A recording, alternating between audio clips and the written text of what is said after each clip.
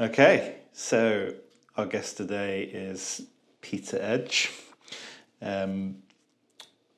Some people might know you from a 30-year career in the police force.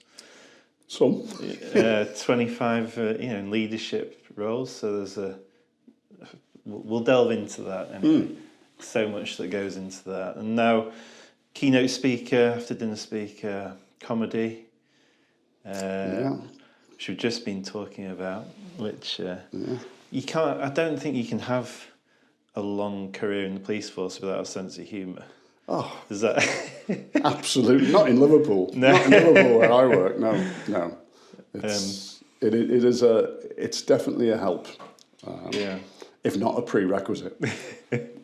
When you think back and reflect on your career, what are your thoughts on that these days? About police and the police, life in general. I mean, if I was to tell you how I got into the police, because when I was a kid, studying at school, O levels and A levels, that's GCSEs in today's money. People still don't know, what they were. So I went to university when I left school, and I went to study dentistry. Of course. Obviously. At Liverpool University School of Dental Surgery. Right. And I lasted about a year. I'd been to an all-male school, Christian Brothers education, very disciplined, very full-on. And all of a sudden, they released me into a university environment where nobody gave you homework. Somebody did give me a big fat grant check. Right. With money, and they surrounded me with beer and women and parties, and they expected me then to study. Which, strangely enough, didn't happen really. When free will comes into those choices. So after a year, me and dentistry parted company, and there was that inevitable sort of hiatus when you think, well, what am I going to do with my life? And there's a lot of pressure from parents and other people, and I think I'd always held a desire to join some sort of uniformed service. We lived on a very busy junction at the time where there was always crashes. And so seeing the emergency services became very much a part of my life early on. And of course there were no mobile phones in those days, so you were constantly getting bobbies, ambulance people, whoever, knocking on the door, can I use your phone? And I didn't get to know any, but I saw the way that they operated, and I thought, this could be a career for me. It resonated with my values, if you like, of assisting people, helping people, looking after vulnerable people. It's always been very strong in me. Honesty and integrity, and I came from a very strict Catholic upbringing where right and wrong were very clear, firmly drilled into. Very firmly drilled in. My Christian brothers, they very were. And so I went into the police. I joined Merseyside Police in 1981, about 3 months before the start of the 1981 Toxteth riots. I was just about to ask. So I came out of the police training centre over in Warrington at Bruges on something like June the 25th. And on July the 5th, which was my 20th birthday, it all kicked off.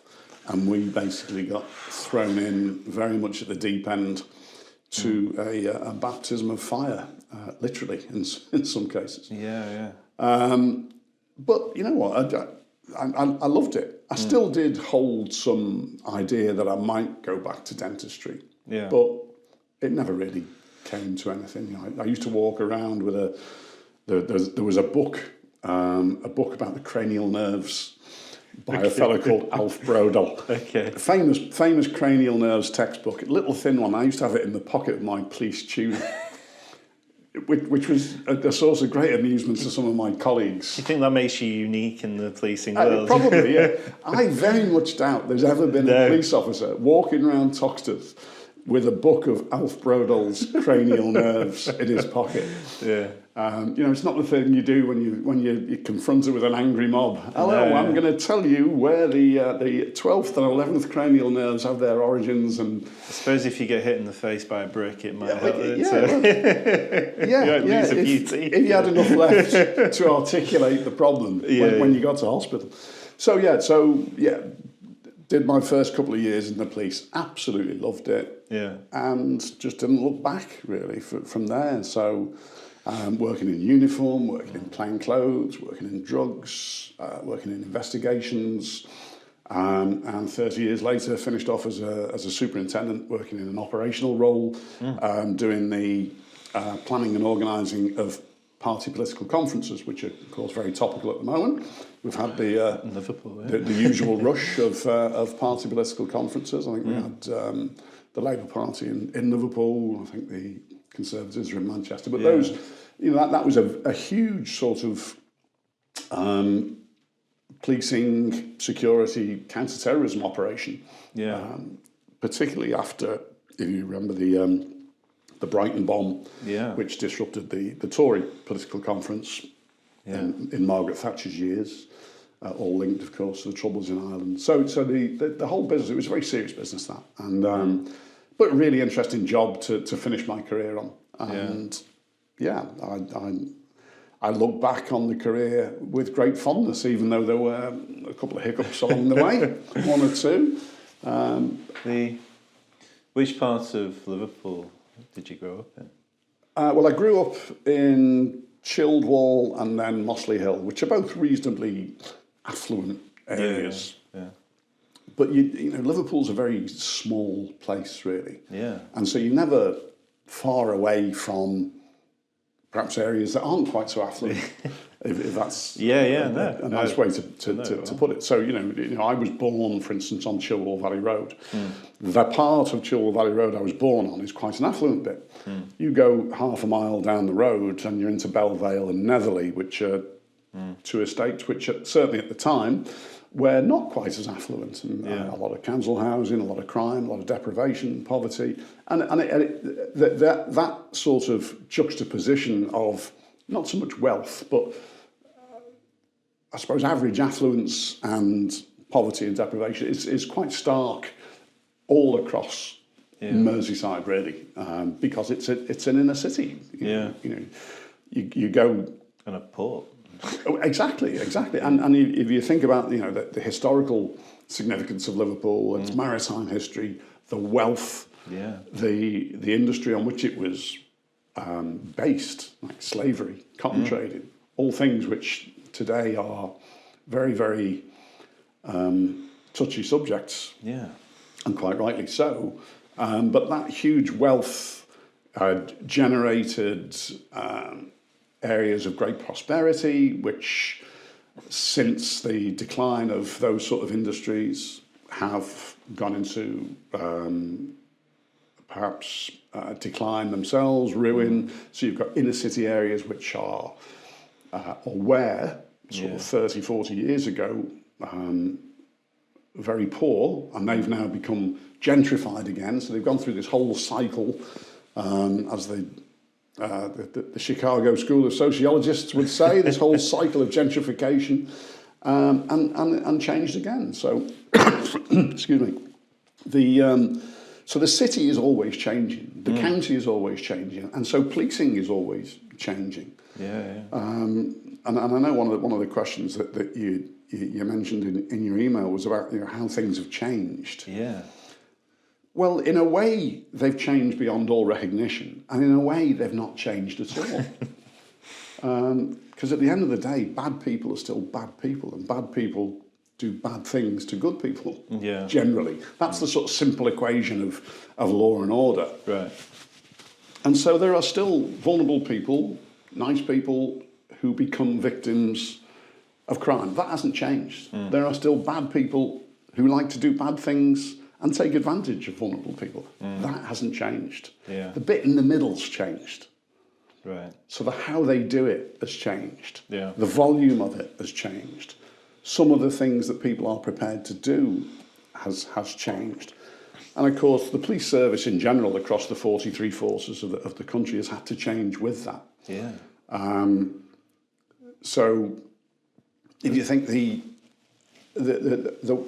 what I was used to as a young patrolling bobby, and I say that because it doesn't exist now. A bobby on the beat really you rarely see it. Doesn't exist. Yeah. But that was bread and butter for policing when I joined in 1981.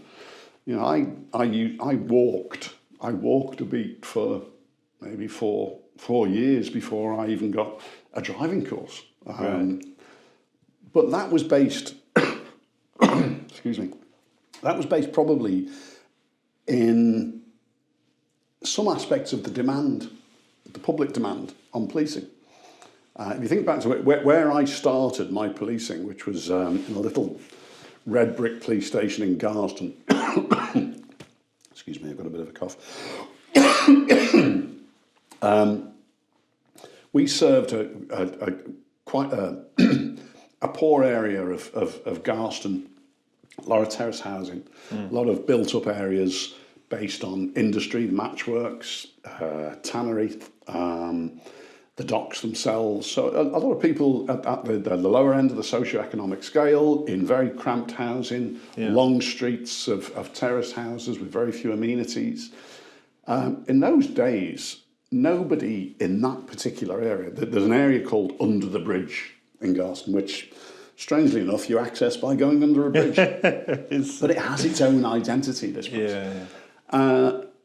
Very few people had a phone, as in a landline phone. So if they wanted to report something, an issue to the police, a crime even, they either had to go and find a telephone box, and in those days there was a little chance of finding a telephone box that was working, or they had to walk a mile and a half up to the police station and report it to the bobby on the desk. And who's going to be bothered doing that?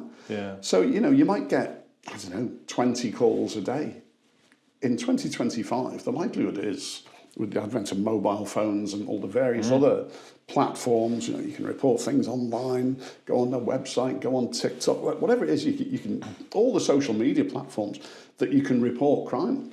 The same sort of area might be generating a couple of thousand calls a day, and they all need dealing with one way or another. I'm not saying they all need attending, but they all need dealing with, because somewhere in that 2,000 calls, there might be that little nugget that is a crime that's happening now, a victim that is in need of help now, a piece of intelligence that is going to solve the next murder, or the murder that's been unsolved for the last 15 years. Who knows?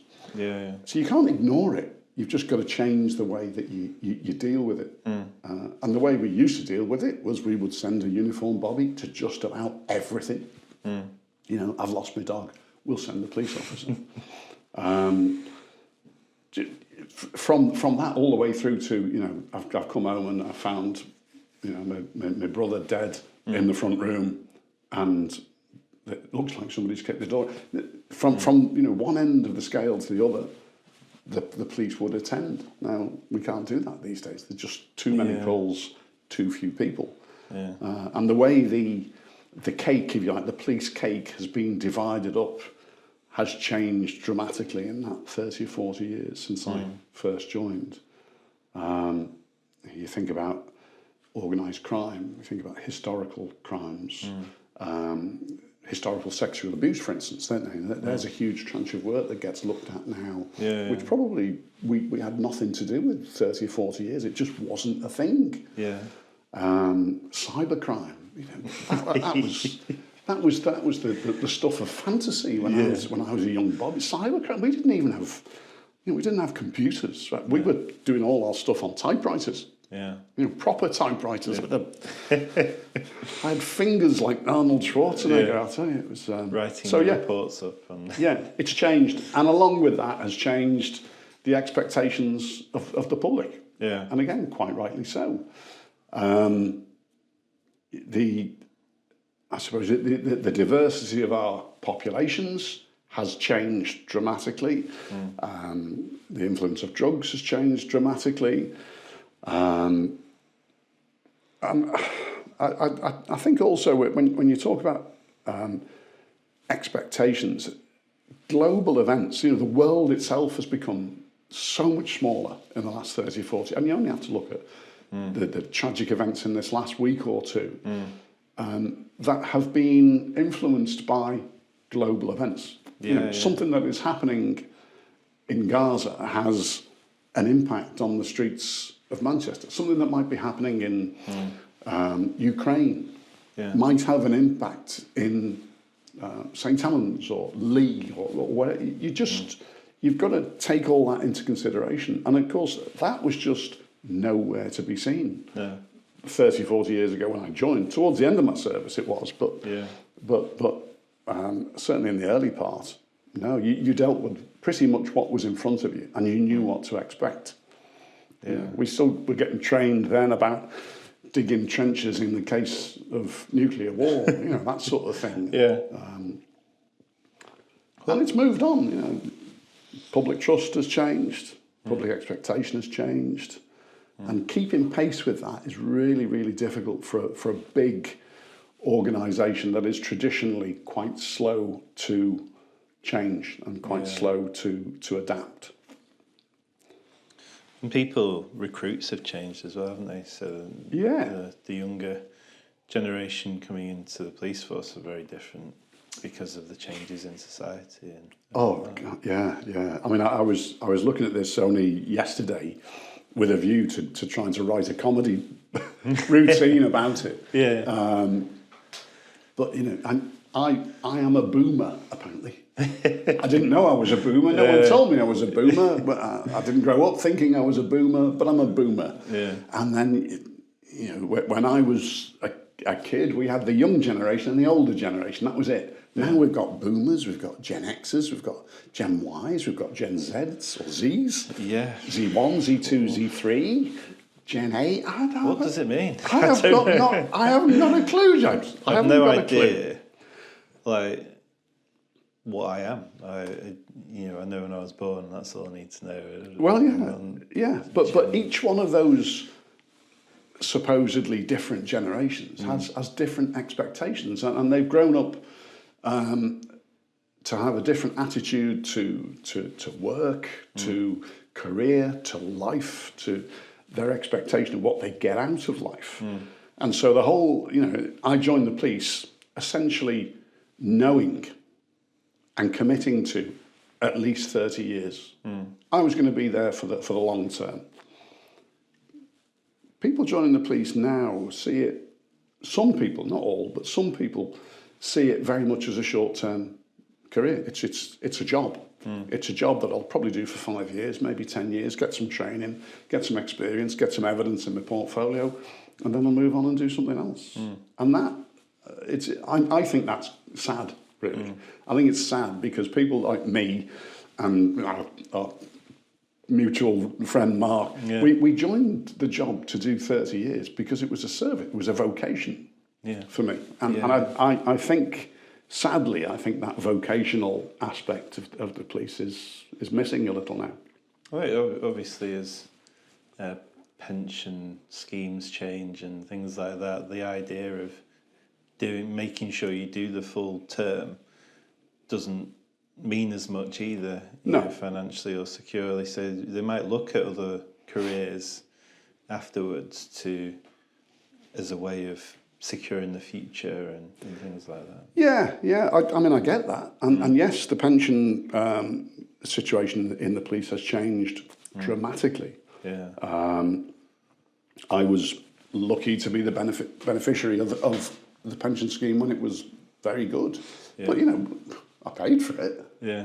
From the age of 19, I was paying 11% of my monthly wages into a pension scheme. I didn't really know I was. But I was.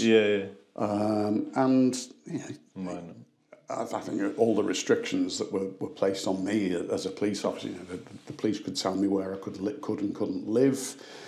I was working shifts. I was told who I couldn't associate with. Essentially, I didn't have the right to strike. It was all of this stuff all contributes to that. I think overall situation of service duty and being appropriately rewarded for it in terms of wage and pension. I mean, when I first joined it, the wages weren't that good, and certainly before I joined, the wages were woeful. Post-war, up until I think it was 1971, 74, I'm not sure, when the policing payment framework changed. Right. It was very poorly paid. Yeah. But it's a good career now. Yeah. Yeah. So did you have an idea? Were you preparing for when you had to retire to do something else? Was there an idea of? I presume you're still quite young at that point, aren't you? Really? Yeah. Well, I retired after just under 31 years. Right. And I was in my early 50s, so right. 51 I think I was. Yeah. I always knew that I was going to be. So when I joined the police at 19, I knew that I was going to retire. Yeah. After 30 years or 31 years. And so I always knew there would be another career ahead of me if I wanted it. Sure. I wasn't sure what that was going to be, and I don't think I ever did know what that was going to be. I certainly didn't expect it to be stand-up comedy, put it that way. Yeah. But I don't think I could define my involvement with stand-up comedy as a career just yet. That's the hope, but I'm probably getting a bit old, a bit long in the tooth to make it a career now. A good friend of mine is still in the police force. I won't name him or anything, but I've been out with. This is a long time ago. His shift, and he said, "Why don't you come out with us?" And saying that, I was amazed at the camaraderie. It sounds crazy, really, but there was a real closeness to them. They didn't like each other all the time, but you knew that they were there for them, for each other. And, is that fairly recently? No, this is maybe 20 years ago. Well, I would say if you went out if you had a friend now who was in the police, you would not find that same camaraderie. That side of it has changed dramatically. Okay. And I can see that there are good reasons for that, and I can see that there are bad reasons for that. But that, there are lots of societal changes that have impacted that sort of sense of brotherhood, sisterhood, camaraderie, looking after each other. Some of it good, some of it bad. And again, we've seen examples recently with the undercover documentary on the BBC, I think, which is shameful and makes people like me think, I'm ashamed of what that represents, because it doesn't represent the service, and it certainly doesn't represent the people that I worked with for 30 years. But that sense of camaraderie, that sense of everyone being in a fairly sticky job, particularly at difficult times. And there are, there are times that, with the best will in the world, you couldn't imagine how difficult it can be. Emotionally, morally, physically, as well. It's a fantastic job. It really. I was talking to some kids, and that's one of the other things I do is I speak in colleges and schools to youngsters. I was talking. It's a roller coaster ride. It really is. The police force. It's a roller coaster ride, but it's worth it. It's a great job because the highs are amazing, and you just have to deal with the lows. And there are plenty of them. Believe me. Do you think? Obviously, you probably left to your own devices when it came to. I mean, mental health wasn't even a thing back then, was it? Really, but not really. No. You would deal with it in your way. Do you? I'm not sure my question is there, but it must sometimes affect family, and because you shift work, and things you see on the shift sometimes, and experiences it. You're not human unless it affects you in some way. Absolutely. And again, I was talking again to these students the other day, and one of them said, what's the most difficult thing? What's the most challenging thing you've had to deal with? And I thought about it for a while because the challenges are so different and so diverse. One of the things I dealt with was being, if you like, the senior officer on duty when a guy from Ghana walked into a business just around the corner from where I live, wearing what was, to all intents and purposes, a suicide belt. Now, this must be probably 20 years ago now. Yeah. With a mobile phone in his hand, which was, to all intents and purposes, the trigger for this very convincing suicide belt. Yeah. The premises concerned held radioactive material as part of their business. And this guy said he was going to detonate this bomb if his demands weren't met. Yeah. And this was like 10 o'clock in the morning on a Wednesday or something. And I remember the force incident manager at the time, who was a good friend of mine, saying, "Boss, you might want to have a look at this." in a master of understatement, you might want to have a look at this. Not half. And anyway, so we dealt with it. We dealt with it appropriately. But you think about those radioactive material for a start. It's like an exam question. You're on duty when someone walks in with a bomb and someone puts a bit of a paper feed in. Oh yeah, and by the way, there's radioactive material on site. Oh God, no! Can this get any worse? So it was a challenging situation. But at the other end of the scale, on a much more domestic front, one of the most challenging things I dealt with was taking a dead baby out of the arms of its mother when the child had died in a reported cot death. We used to call them sudden infant death syndrome. We call them now. Now that was difficult in a completely different way to that, but it wasn't less challenging. It was just different. And again, in between those two extremes, there are hundreds, thousands of incidents, challenges that a police officer will deal with on a daily basis.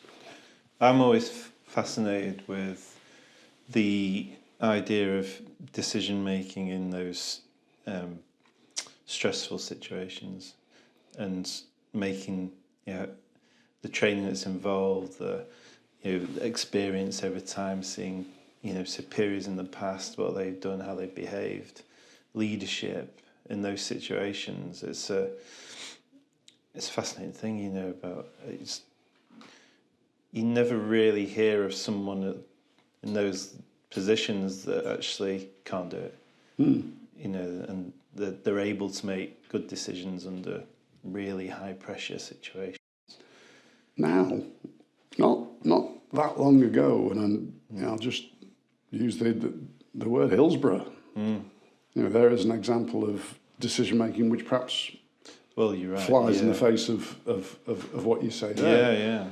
But I'm always wrong. This is what you. No, that's me. I've got 3 daughters. I'm always wrong. I've not been right since 1998. But no, I mean things. At the risk of talking about Hillsborough in a way which takes no cognizance of the tragedy and the loss. An event like Hillsborough is a huge catalyst in changing the way that a service like the police, a force, the training, everything that goes with it changes, and changes for the better. So the whole business of command training, public order command training, firearms command training certainly came after that, and is consistently evolving to improve, so that in the highest pressure situations, decision making, certainly in command roles, is very structured. It's been tested and tested and tested, but you can never test for absolute reality. And again, incidents only this last week have demonstrated that when the chips are down, when it actually happens, it's not necessarily commanders that make the most telling decisions. there is always going to be the scope for the individual, the operator, the Bobby on the beat, the police officer who comes across an incident, for instance, to make a decision, a snap decision. And it might be right, it might not be.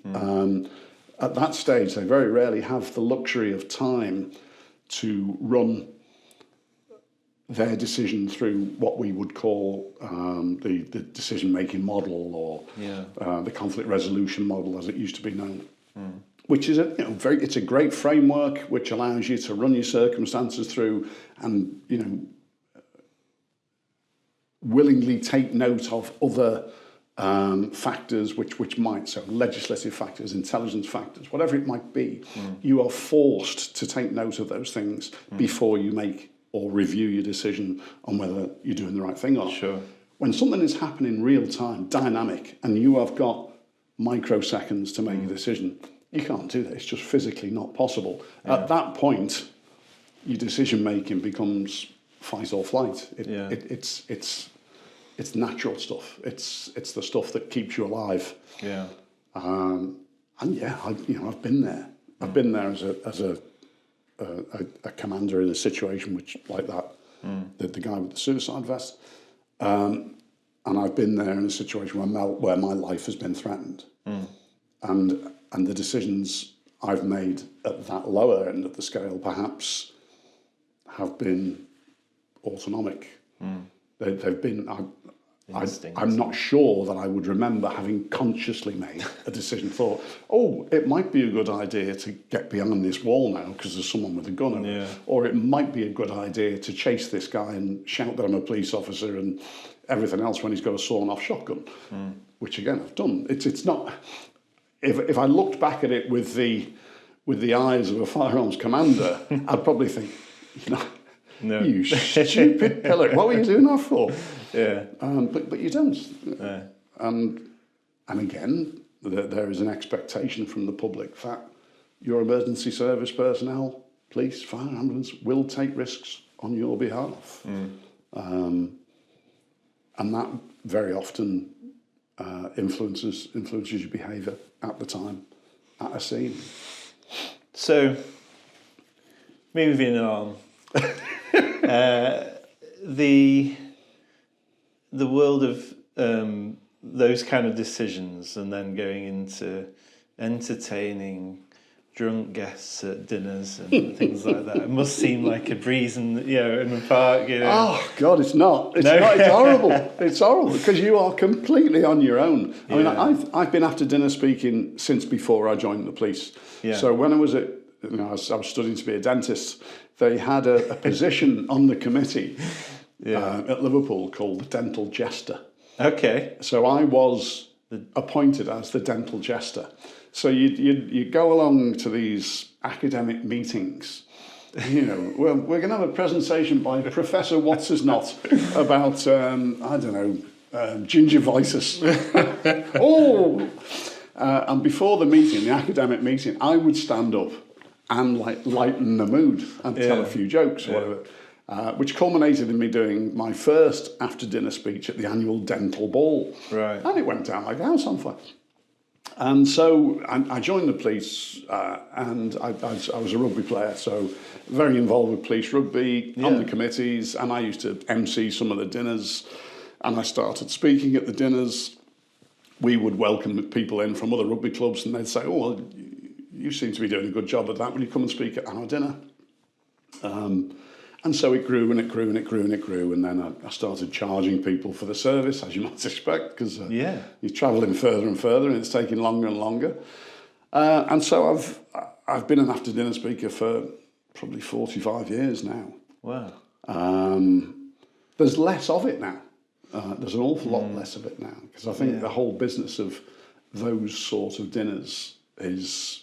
I don't know whether it's because of the cost of living crisis, whether it's because of changing attitudes.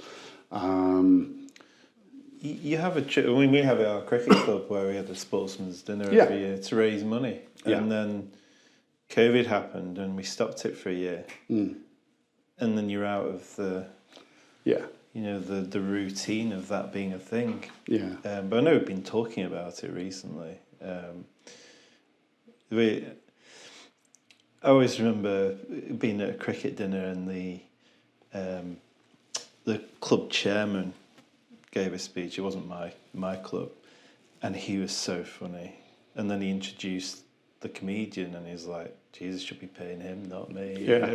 There must be a bit of that as well. Absolutely, yeah. Very, very much so. And I've done dinners where the people who are there are funnier than I am, and I've done dinners where I'm funnier than the person that they're paying 5-10 times as much to see as me. But I'm not a celebrity. I'm not a great a sporting superstar. I don't sell tickets. You ask someone like Martin Johnson or David Gower or someone to come on a dinner, you'll pay an awful lot of money for them, but they'll fill the room. They'll sell tickets, and you can probably name your price for your tickets. You say, well, we've got Peter Edge. They'll say, who? So rugby was your sport? One of many,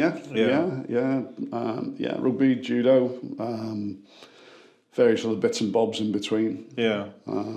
But rugby mostly, rugby union for Merseyside Police. And we had a good team. We were national champions a couple of years. Great camaraderie in that. Fantastic tours. I still go out for a pint every now and again with some of the lads I played rugby with. But again, they were different times, because when I was playing rugby actively, we had something called facilities. So you were allowed 2 hours a week, I think, to play divisional sport, and 2 hours a week to play sport on behalf of the force. And that went, that probably went in the late 1990s, I would think. That was done away with. So it was a good deal before then, but it really wasn't a good deal because you had to find your own time. And of course, pressures on policing, as I said before, about calls for service, the resources available meant it just wasn't tenable. It wasn't acceptable. Certainly, if the public thought, hang on, I'm sitting on the end of a phone waiting to speak to a police officer, and he's playing football or cricket or tennis or judo or rugby or whatever, while I'm doing that, that's not right. I mean, it's not. Well, you have to have balance, and absolutely, But if you haven't got the reason anyway, or the funding, it became a luxury that the job, the service, just could not afford. I think. Are there any anecdotes from those? Do you tell a lot of police stories? Days, from the past, all of my after dinner stuff is all about the police. It's all, and some of it's apocryphal, some of it is perhaps a little bit embellished, but a lot of it is true. And as I say, it's a roller coaster ride, and there is certainly a sort of black humour that accompanies policing, because you've got to. You can't go to a scene of a traffic accident and be faced with, people dead, dismembered, whatever, on the floor, and dealing with everything that involves, and not then go away and deal with it some way. Now, a lot of people deal with it through this dark humour.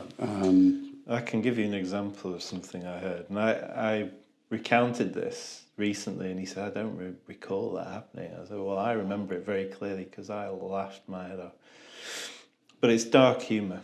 And he said, it is an example of how the things you could say back then, which the intent was to lighten the mood, to help everyone through what was happening, to now where you probably get in a lot of trouble for absolutely, it. I think he got in a bit of trouble with it at the time, but they found an old guy that had drowned in a river, and my friend had been the chosen one to go in and pull him out. And as he's got him onto the side of the river, he said, well, he's failed his 100-metre badge.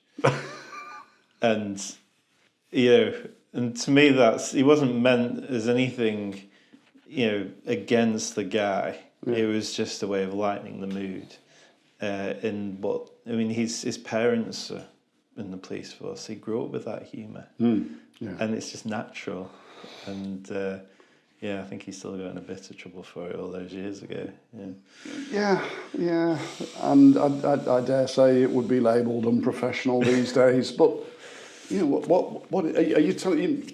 Again, one of the things that bothered me about this last couple of weeks. There used to be an expression that they used to use about the appointment of police officers, and it was that police officers are locally appointed. And what that means is, and this is all central to the ethos of policing by consent, which is what we do. This is what we call policing by consent. Yeah. As in, the public knows there are rules, laws, everything else, and generally they abide by them, and they know that the police will come and enforce them when the time is right. And the policing by consent is, yes, we accept that is the way things are going. Okay. And so you draw your police officers, certainly in this country, from the communities in which they serve. Sure. So, unfortunately, the communities in which they serve will have their fair share of racists, misogynists, any other ists that are currently on the go. Yeah. And they will have their prejudices because they've been brought up in a society.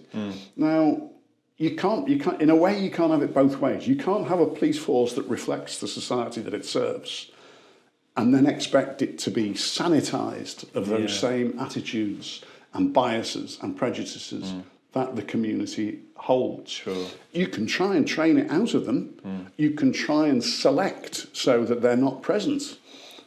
But it's a very difficult thing to get somebody to admit in an interview that they're racist or they're misogynist or whatever bias they hold. And it's not in their interests to reveal that when they're going for a job, is it? So there is a certain inevitability. And I'm not saying from a complacent point of view, we shouldn't accept that. But there is a certain inevitability that the people that you recruit into any walk of life will have some of those traits woven within them. That doesn't make the service intrinsically racist or misogynistic. It makes a number of individuals. And people call them bad apples. They haven't been turned into bad apples. Yeah. I dare say that you can turn bad apples into good apples if you work hard at it. But you've got to identify them first, and then you've got to work out how you're going to train them. And that's not the way that we've done it in the past. Right. And I have a concern about recruitment procedures and policies now, which means that I think we're less likely to identify the people who are going to turn into bad apples. And of course, there is that whole business of you've got to have, your leaders have got to have the courage to take it on. They've got to have the courage to be looking for those sort of traits. And I say that from a point of view of using all of the senses that are available to you. What I call listening with all of your senses. It's so, not just speaking to people, not just looking at what they write, looking at what on their downtime, what do they do, getting to know your people, getting to know what makes them tick.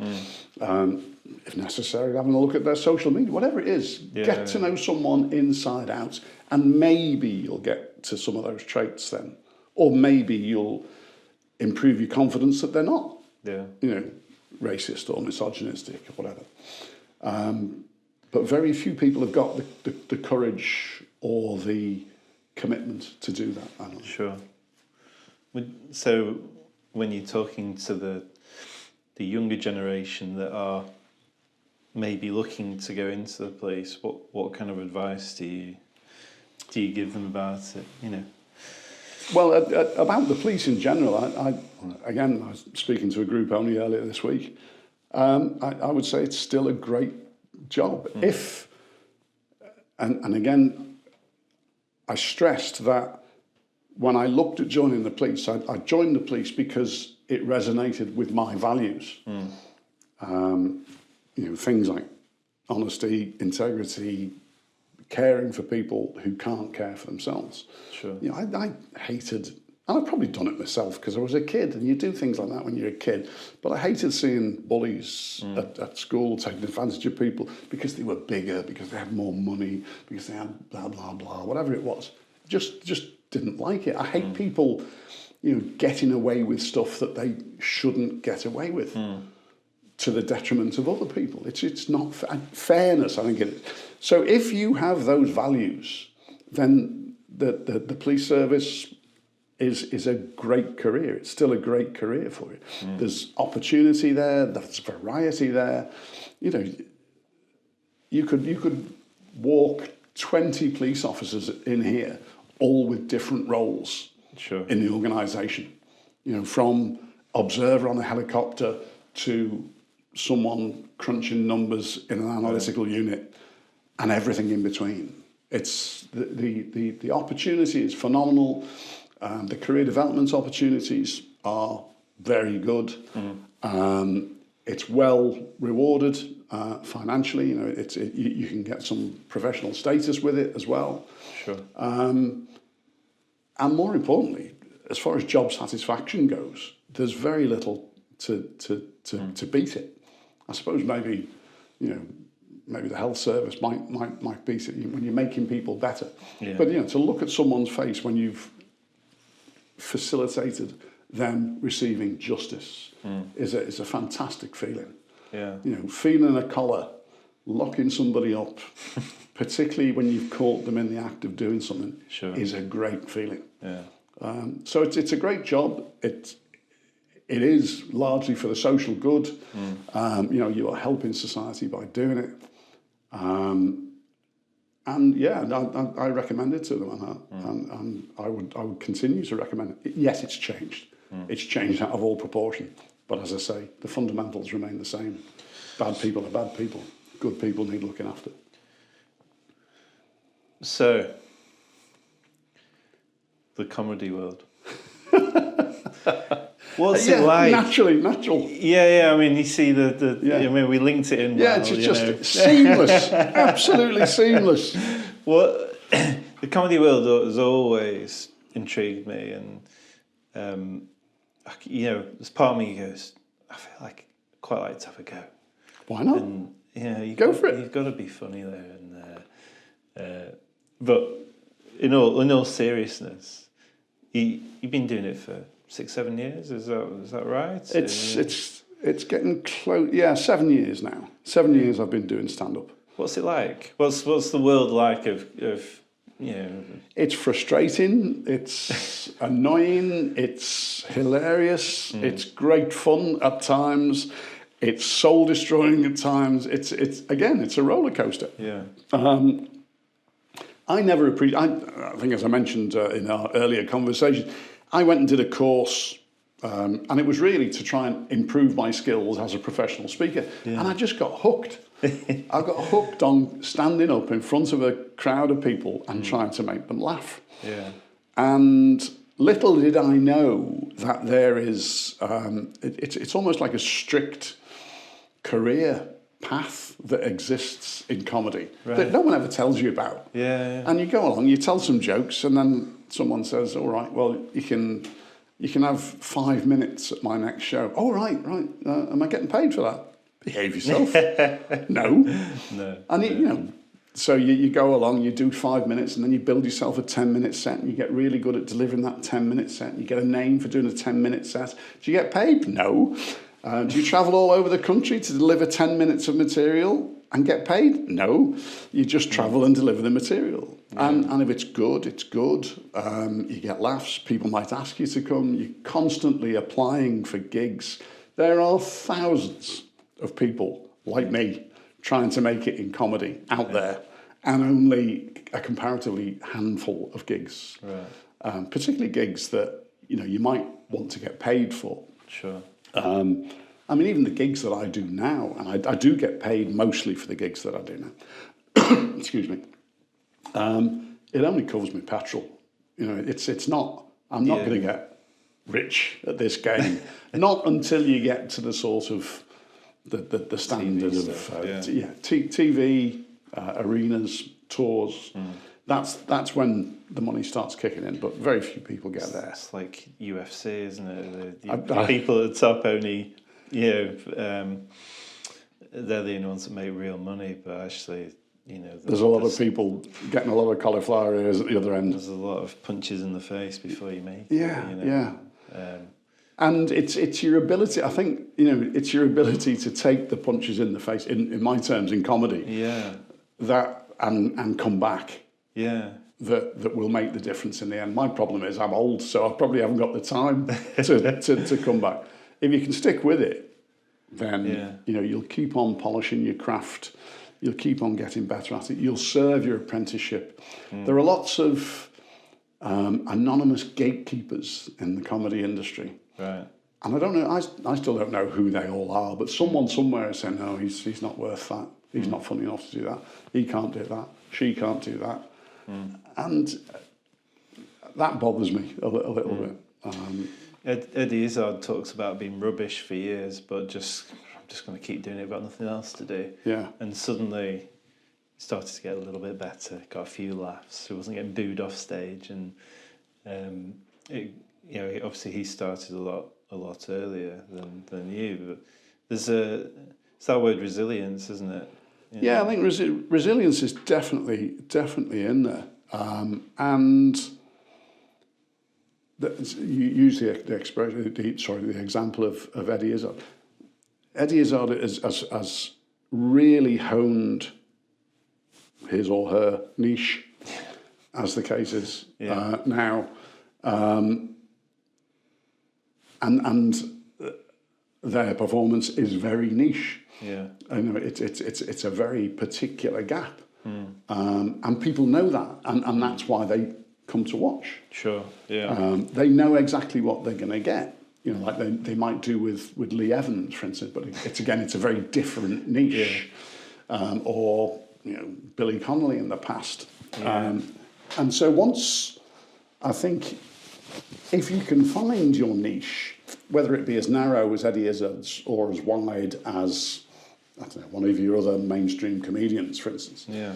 Once you've found it and you know that you're working within that and you're creating and polishing your material within that niche because it's been successful in the past, then I think that is the road to success in comedy. I haven't found it yet. I'm still looking. Yeah.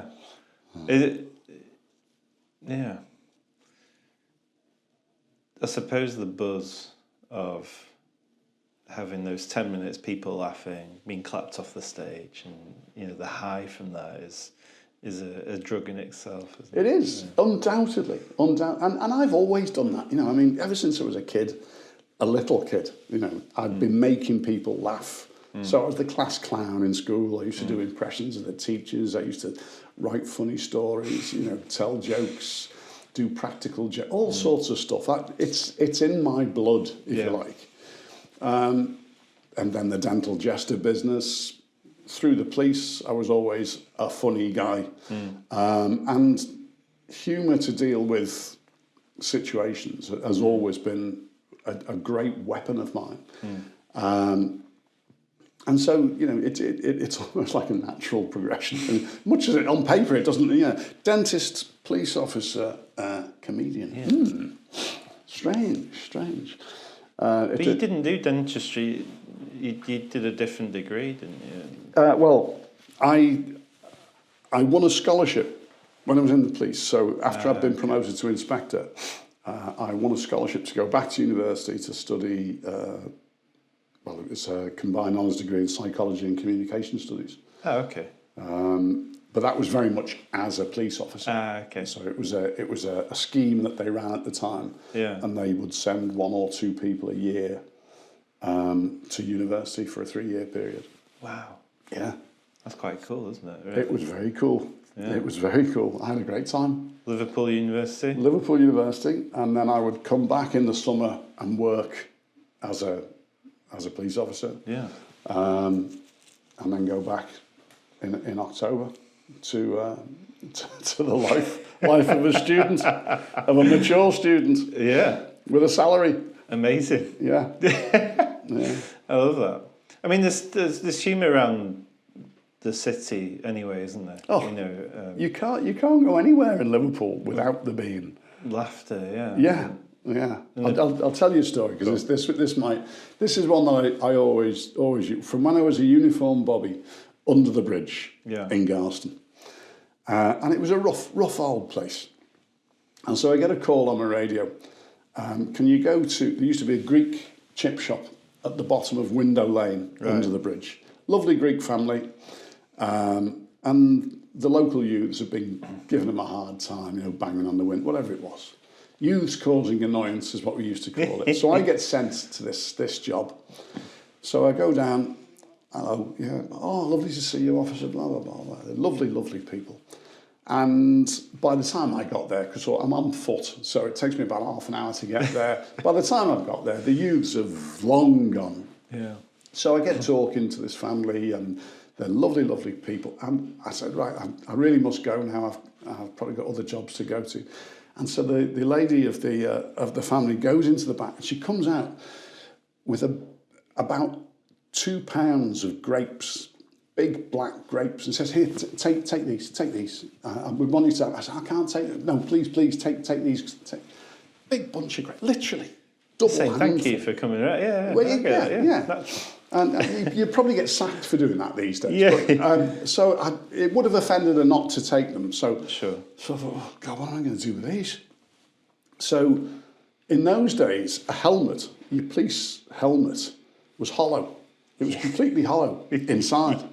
These days they're all reinforced, but it was completely hollow. So I took my helmet off, put this 2 pounds of grapes inside my helmet, and put my helmet back on. Said, thanks very much. And off I went.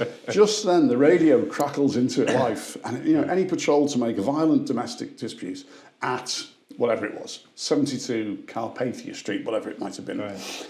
And it was a well-known family. We'd been there before. And I'm, 6776, which was my collar number. And I'm just round the corner. I'm on my way. I'll be there in 2 minutes. So off I stride down the street, and these are all these long terrace streets, tiny little terrace houses.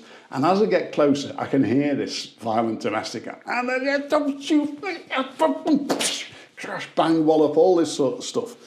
And I get to the house, and the front door is slightly ajar, and I can hear all this mayhem going on inside. Yeah. So I just sort of push the door open with my finger, and there's crockery and all sorts of stuff, but it's like the Wild West. Yeah. And I stepped in, and at the same time took my hat off. And I said, "Does anybody want a grape?" And there's these battling, feuding family members, and they just all stopped dead. And took a grape. And look at it and said, "Oh my God, the busy's got a hat full of grapes." And it just took the heat out of the situation. Yeah. Sat them all down. Deflected the anger. Absolutely. And they probably had a grape as well. Perhaps it was divine intervention.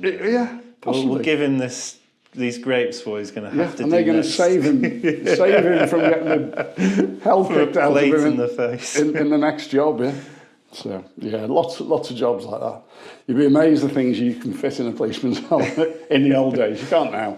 Wasn't it for pregnant women to wee in or something like that? Or originally? I think that might be a bit of an urban myth. I'm not sure, but because it had holes in as well, so it wouldn't have been very effective. I don't think. No. And I don't think. Yeah.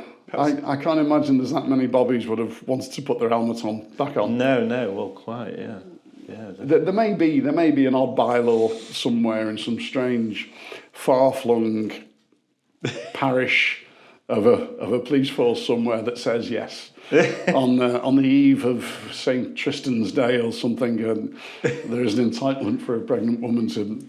I think that it was some law somewhere. Yeah. But well, I can safely say that no one ever. No one has ever had a wee in my helmet. Given the grapes a little bit of a different taste. Yeah.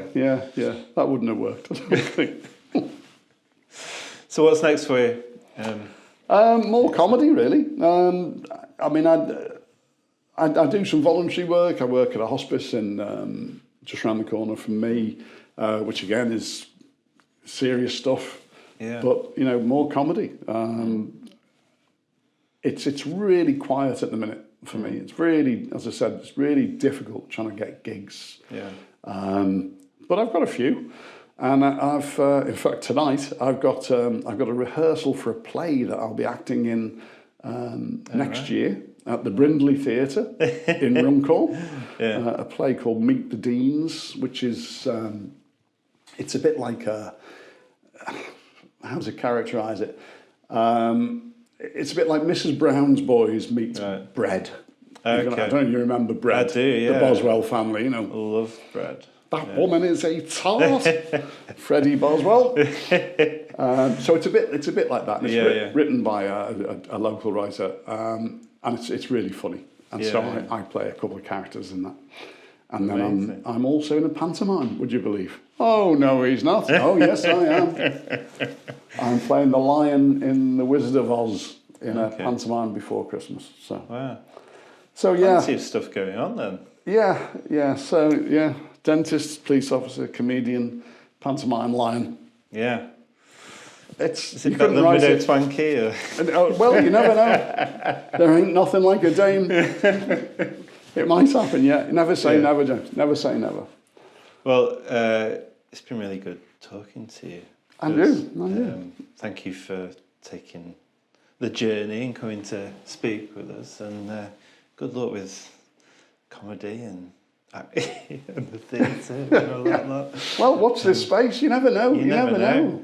Well, perhaps coming on here will the catalyst. Yeah, my career as either a pantomime lion, a scouse actor, or a comedian will suddenly take off. Yeah. Well, fingers crossed. Anyway, however far fetched that might be. You never know your luck in a big city. You never know. But privileged to chat to you. Thank you for coming. I'm grateful.